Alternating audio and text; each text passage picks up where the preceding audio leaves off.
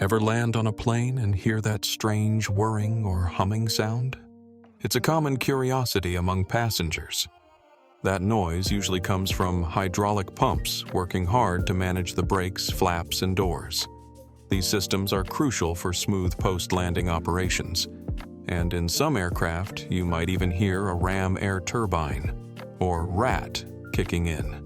This little device provides backup power in emergencies, ensuring everything runs smoothly when it matters most.